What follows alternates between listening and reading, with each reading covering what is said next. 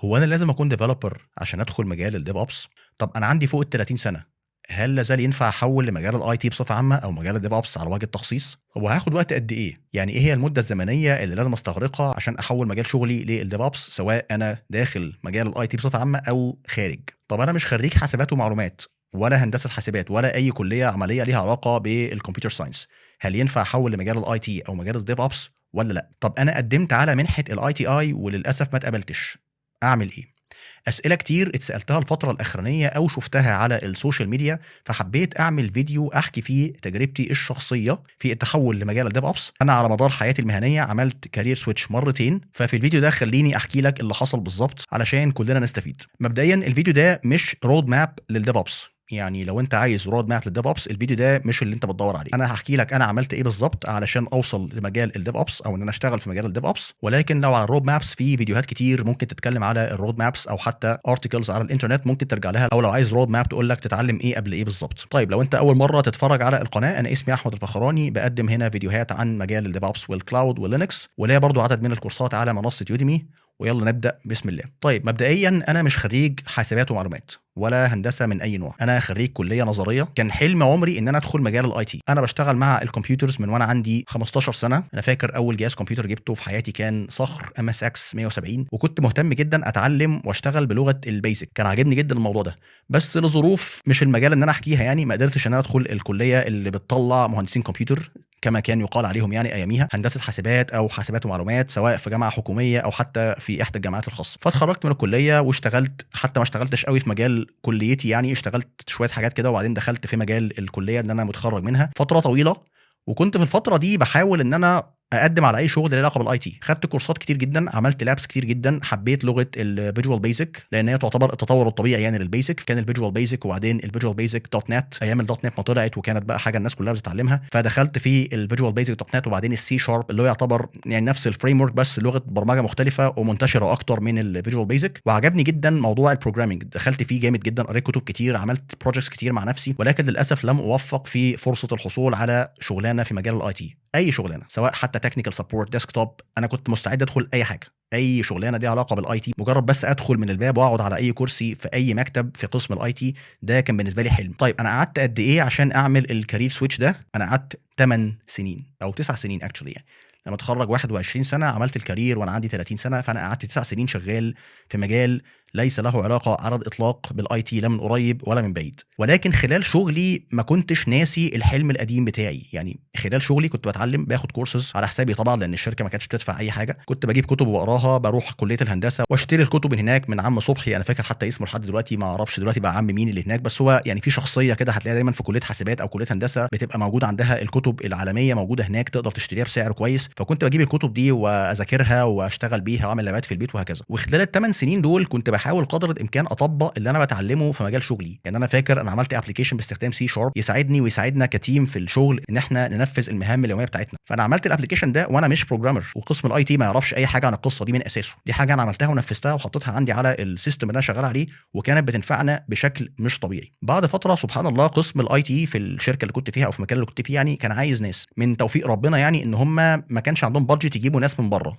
كانوا عايزين يجيبوا ناس internal لأن هو ما عندوش فلوس يجيب ناس من برّه أو يعيّن ناس من برّه، فالحل إيه؟ الحل إن هو يجيب حد من داخل المؤسسة ويبقى internal transfer، يعني هو نقل داخلي، يعني موظف كان في إدارة هيروح إدارة الIT، فهو نفس مرتبه، مش هندفع حاجة زيادة، بس كل الفكرة إن هو هييجي من المكان ده للمكان ده، وقد كان. ولمّا دخلت الإدارة وقُلت لهم: يا جماعة أنا programmer، أنا راجل developer، نفسي أتعلم development، أنا عايز أدخل مجال الdevelopment، أنا عاجبني المجال ده ولو سمحت شغّلني في مجال الdevelopment. فأنا فاكر مديري ساعتها ضحك الله يمسيه بالخير يعني، وقال ما معناه إحنا مش عايزين developers، إحنا عايزين ناس تشتغل Unix وLinux. فطبعًا أنا أياميها ما كنتش أعرف أصلًا Linux ده يعني إيه، يعني Linux ده أصلًا أنا باسمع إن الhackers بيستخدموه، يعني أنت راجل hacker فأنت أكيد عندك شاشة سودا قدامك بتكتب عليها commands باللون الأبيض وبيطلع لك حاجات كده، فأنت كده راجل hacker، قصة بقى فيلم The Matrix والحاجات دي. فقُلت له: يا فندم بس أنا ما أعرفش حاجة عن Linux، أنا ما اشتغلتش Linux قبل كده ولا Unix، وUnix ده بالنسبة لي أنا ما أعرفوش، يعني يمكن سمعت عن Linux، Unix ده أنا ما أعرفش عنه حاجة خالص. فقال لي: ما فيش مشكلة، إحنا جايبين حد عنده القابلية إنه يتعلم، يعني إحنا عايزين حد already عنده الbackground بتاع الIT إن هو technical background وعنده الشغف أو عنده القابلية إنه يتعلم.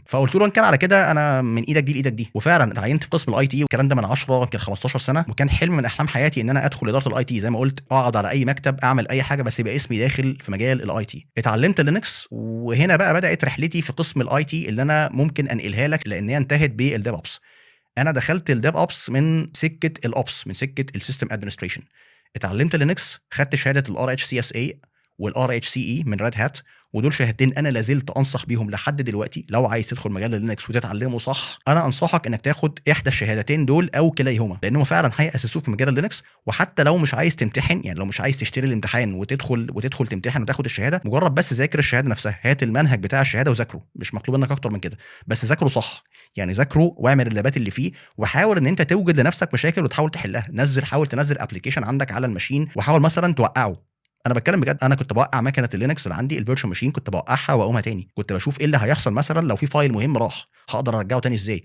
لو الاباتشي ويب سيرفر وقع، اقدر اقوم ازاي. حاجات من النوع ده. طبعا هو الامتحان والشهاده نفسها هي سيناريو بيست، يعني هو امتحانات ريد هات عامه من النوع اللي هي لاب بيست او سيناريو بيست. هو بيديلك سيناريو حقيقي، انت بتبقى قاعد على مكنه وبيبقى عندك لاب بتنفذ اسئله الامتحان على اللاب اللي قدامك. فحاول تعمل لنفسك حاجه زي كده على لاب، سواء ناوي تدخل الامتحان او مش ناوي تدخله. حاول تعمل اللابات دي عندك على الماشين بتاعتك، فيرتشوال بوكس او في ام وير، ونزلها عندك على اللابتوب، ونزل اي مكنه لينكس. لو انت طبعا داخل في الار اتش سي اس اي او ريد هات بصفه عامه، هتحتاج تنزل فيدورا او سنت او اس. لو مش عايز تدخل الشهاده، ممكن تجيب مثلا نظام زي اوبونتو وتجرب عليه. بس زي ما قلت لك، انا نصيحتي الشخصيه ابدا بالشهادتين دول، لان هم هياسسوك فعلا في مجال اللينكس. طب اللي حصل بعد كده ايه؟ اللي حصل ان انا كنت دايما في دماغي الديفلوبمنت.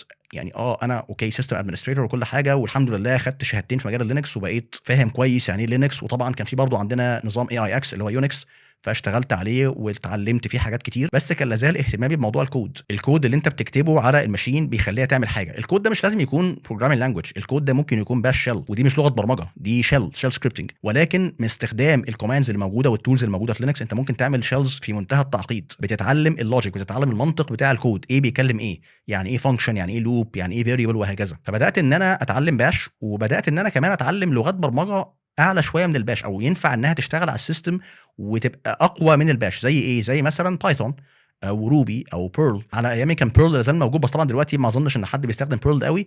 هو الاستخدام كله دلوقتي على بايثون، حتى روبي ما عادتش زي الاول على حد علمي يعني. فهو الاهتمام اكتر دلوقتي بايثون، بالذات بعد موضوع الماشين ليرنينج والاي اي والحاجات دي. فالناس كلها بتتعلم بايثون. بس في الفتره اللي انا بكلمك عليها دي كان روبي وبيرل موجودين، وكان ممكن ان انت برضه تستخدمهم علشان تعمل سيستم تاسكس او تنفذ تاسكات على السيستم. وبعدين بدات اتعرف على انسبل دي كونفيجريشن مانجمنت تول، تقدر من خلالها ان انت يبقى عندك مثلا مجموعه سيرفرز كتير قوي كلهم عايز تعمل عليهم حاجه معينه. فبدل ما تعمل لوجن على كل سيستم وتعمل الحاجه دي وبعدين تعمل لوج اوت وبعدين لوجن تاني وتعمل الحاجه الثانيه على السيستم الثاني وهكذا، لا انت ممكن تحط السيستمز دي كلها في فايل، ومن خلال انسبل ومن خلال حاجه اسمها البلاي بوك بتكتب شويه انستراكشنز بلغه معينه. هي طبعا بيزد على بايثون في الاخر، بس هي بطريقه معينه انسبل بتفهمها. تقدر ان انت تقول له انت عايز تعمل ايه، عايز اد يوزر، عايز اد فايل، عايز انزل باكج، عايز اظبط البرميشن بتاع فايل معين، عايز اظبط الكونفيجريشن بتاع سيرفيس معينه وهكذا. فانسبل عجبتني جدا لسبب ان انا كنت بعمل نفس اللي انسبل بتعمله بس مانوال بشكل يدوي. يعني ايه؟ يعني انا كان عندي تكست فايل بحط فيه الاي بي هاب بتاعت السيرفرات اللي عندنا، واستخدام بايثون بعمل اس اس اتش على كل واحد فيهم، وبنفذ كوماند او اتنين وبطلع تاني وبدخل على السيرفر اللي بعديه وهكذا. فاكتشفت ان انسبل بتحل لي المشكله دي بيلت ان، يعني هي اوريدي فيها الامكانيه دي. انا مش محتاج ان انا اكتب كود، لا ده هي اوريدي بتعمل لك القصه دي. انت بس محتاج توريها انت عايز تعمل ايه من خلال البلاي بوك ومن خلال حاجه اسمها الانفنتوري فايل، اللي هو يعني في الاسامي السيرفرز او الاي بي هاب بتاعت السيرفرز اللي انت عايز تشتغل عليها. وده كان بدايه معرفتي بعالم الديف اوبس. لما دخلت على انسبل عرفت ان في حاجه من وراها اسمها ديف اوبس، اللي هو انت مسؤول مش بس عن ان السيستمز دي تبقى شغاله، لا انت كمان مسؤول جزئيا عن ان في ابلكيشن هينزل على السيستمز دي. ما هو انت في نهايه المطاف انت بتعمل ايه؟ في نهايه المطاف انت بتختم الكود. وده ردي على سؤال، هو انا لازم اكون ديفلوبر علشان اشتغل في مجال الديف اوبس ولا لا؟ لا يا فندم، مش لازم تكون ديفلوبر ولا لازم تكون جاي من ديفلوبمنت باك جراوند. انا راجل جاي من اوبس باك جراوند، من السيستم ادمنستريشن، كان نفسي ابقى ديفلوبر، بس الدنيا ما مشيتش في الاتجاه بتاع الديفلوبمنت، مشيت في اتجاه الاوبس. بس انا في نطاق شغلي كديف اوبس انجينير كتير جدا بضطر ان انا افتح الكود بتاع الابلكيشن اشوفه مكتوب ازاي. لو التيست مثلا فايل لاي سبب، لازم اعرف التيست فايل ليه. الديفلوبر موجود وكل حاجه، بس انا بساعده، يعني احنا بنساعد بعض. هي فكره الديف اوبس قايمه اكتر على الكولابوريشن، اللي هو التعاون، ان هو احنا كلنا مع بعض في نفس التيم، مش تيمات مختلفه وكل واحد بيعمل اللي عليه وخلاص ويسلمها للي بعديه واللي بعديه يسلمها للي بعديه وخلاص، على كده انا عملت اللي عليا والتيم اللي بعد كده يكمل. لا، هي الفكره مش كده. فكره الديف اوبس ان انت كلنا مع بعض في نفس التيم بنمارس المهام بتاعتنا بشكل كولابوراتيف، يعني بشكل تعاوني، تكامل ما بيننا وما بين بعض. فانت مش لازم تشتغل ديفلوبر بس انت فاهم شغله. هل انا لازم اكون ديفلوبر؟ الاجابه لا، ولكن ما ينفعش تقول لي انا مش عايز افهم حاجه عن الكود ولا عايز اكتب كود ولا عايز اعرف الكود بينكتب ازاي ولا الديفلوبرز بيعملوا ايه وانا عايز اخد كورس ديف اوبس وابقى ديف اوبس. انا اسف، انا بقول لك ده مش صحيح من وجهه نظري الشخصيه، مش صحيح. هل ممكن اعمل كارير شيفت بعد سن ال30؟ هل انا لو مش خريج حاسبات ومعلومات او هندسه او حتى كنت خريج كليه من دول بس ما اتقبلتش في ITI ليا فرصه ولا لا؟ انا بقول لحضرتك اهو، انا قدامك، انا مش خريج حاسبات ومعلومات ولا هندسه ولا دخلت ITI، والحمد لله رب العالمين بفضل ربنا قدرت ان انا احول المجال مرتين، مره للIT ومره للديف اوبس. بس الفكره فين؟ خليني اقول لك على حاجه مهمه جدا. الفكره في الوقت. وقت حضرتك بتعمل بيه ايه؟ هو ده المهم. ما ينفعش تقول لي انا ما عنديش وقت، ما ينفعش تقول لي اصل انا عشان اتعلم الحاجات اللي على الرود ماب يبقى انا كده هاخد وقت طويل جدا، وبصراحه انا عايز حاجه تخلص في شهرين 3، خلاص انا خلصت جيش وعايز اشتغل فانا هاخد كورس ديف اوبس 3 4 شهور وبعديها هطلع اشتغل ديف اوبس انجينير وهاخد بالدولار واشتغل ريموت. انا اسف، انا بقول لحضرتك انا جوه المجال اهو بقالي داخل في 15 سنه وبقول لحضرتك الكلام ده مش صحيح لا شكلا ولا موضوعا. اي حاجه في الدنيا طالما عايز تشتغلها على اسس سليمه يبقى لازم تتعلمها وتتعلمها صح، والتعلم ده بياخد وقت. الوقت ده قد ايه؟ ده راجع لحضرتك. انت مستعد توفر من يومك وقت قد ايه علشان تتعلم؟ مستعد تجتهد قد ايه عشان تتعلم؟ ما تقوليش ما عنديش وقت، قول لي ما عنديش اولويه. بمعنى ايه؟ ربنا سبحانه وتعالى خلق اليوم 24 ساعه، ففي كل يوم 24 ساعه تحت امرك تعمل فيهم الحاجه اللي انت عايزها. حسب ايه؟ حسب اولوياتك، انهي اهم من انهي. يعني مثلا 8 ساعات نوم و8 ساعات شغل، وقول مثلا ساعتين مواصلات وساعتين مثلا صلاه واكل ومهام تانية مثلا ما ينفعش ان انت تهملها. اوكي، فكده انت فاضل لك في اليوم 4 ساعات. كل يوم عندك 4 ساعات فاضيين، يعني في الاسبوع 20 ساعه، والرقم ده بيزيد في الويك اند. شوف انت في الويك اند ما بتشتغلش المفروض، فانت عندك كده 8 ساعات ينضافوا على ال4 ساعات الموجودين، فانت عندك 12 ساعه في الويك اند. الويك اند يومين يعني 24 ساعه، فانت عندك وقت كتير جدا. بس هي الفكره انت عندك اولويات في الوقت ده ولا لا؟ هل عندك مثلا القعاد على الريلز او التيك توك اهم ولا انك تتعلم مهاره جديده؟ هل عندك مثلا انك تخرج مع اصحابك اهم ولا ان انت تعمل لاب في البيت؟ هل عندك مثلا انك تنام ساعتين زياده في اليوم اهم ولا انك تقرا كتاب؟ هي دي الفكره. انت مستعد تسبير من وقتك قد ايه او تدخر من وقتك قد ايه علشان الحاجه اللي انت عايز توصل لها؟ انا شخصيا انا قعدت سنين ما عنديش ويك اند حرفيا، يعني فعلا قعدت سنين ما اعرفش حاجه اسمها ويك اند. الويك اند ده انا ما اعرفش يعني ويك اند. انا بشتغل الصبح في الشركه وبعد الظهر بعمل لابز وبقرا كتب وبحاول ان انا اطور من نفسي علشان يمكن في يوم من الايام لما اروح اقدم السي في بتاعتي الشركه اقول لهم يا جماعه اي نعم انا ما اشتغلتش في قسم الIT قبل كده، واي نعم انا مش خريج حاسبات ومعلومات ولا كمبيوتر ساينس، ولكن انا عملت اللابات دي موجوده في البروفايل بتاعي، ممكن لو سمحت تبص عليها وتشوف هل انا اصلح للوظيفه ولا لا. هختم بكتاب شهير لدي جي دوماركو اسمه ذا مليونير فاست لين. هو كتاب كويس، مش مالوش علاقه بالIT خالص ولا الديف اوبس، هو ليه علاقه بالبيزنس اكتر، بس هو فيه شويه معلومات مهمه يعني هتستفاد جدا لو قريته. المهم الكتاب ده في جزء منه بيقول لك ايه؟ النجاح مش معتمد على الحظ، ولكن لو هو معتمد على الحظ فكون موجود في المكان اللي الحظ هيلاقيك فيه. يعني ايه الكلام ده؟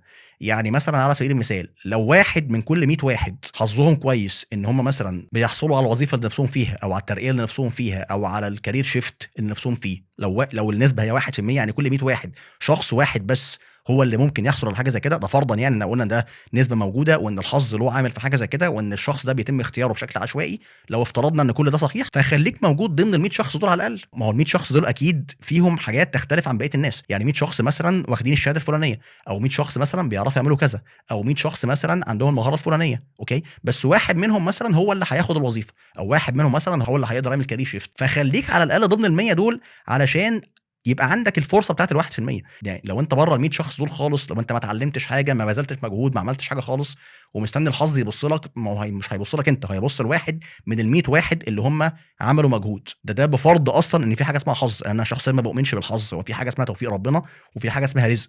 بس لو افترضنا جدلا ان الحظ ده موجود وان الموضوع عشوائي، فعلى الاقل خليك موجود ضمن الناس اللي بيتم اختيارهم عشوائيا دول. انا كده خلصت، شكرا لحسن المتابعه واشوفكم في فيديو قادم ان شاء الله. سلام عليكم.